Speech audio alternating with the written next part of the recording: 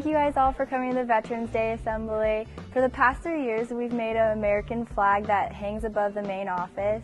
Take a look when you pass the main office at the flag and look closely at the stars. Each one represents a veteran that a Newport student wanted to thank.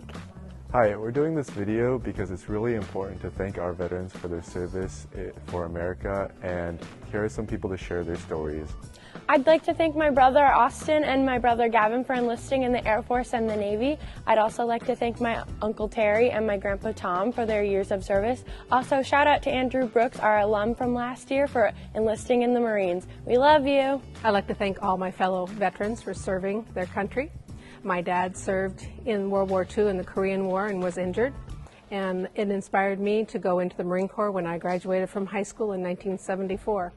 I got to be a security guard for President Carter's inauguration, so that was the highlight of my career. I'd like to thank everybody who's served and is serving in the armed forces, and everybody who hopes to serve and supports our country.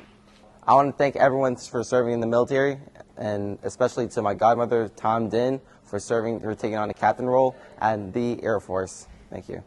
I'd like to say thank you to my grandpa for serving in the armed forces for over 30 years. Thanks, Grandpa. Thank you, Lance Boyce, for serving in the Army, and I'd like to thank Grandpa for serving in the U.S. Air Force. You were both an inspiration to me growing up, and you're both role models even after your death. Thank you. Thank you, Grandpa Jim, for your service in the Navy, and also to Uncle Joey for your service in the Marine Corps. And thank you to all veterans for what you've done for our country. I would like to say thank you to my great-grandfather, Dave McFarland. You meant the world to us, and we love you and miss you very much. He was in the Air Force, and his plane that he flew is now in the Museum of Flight. He served in World War II and lived until 2014 about.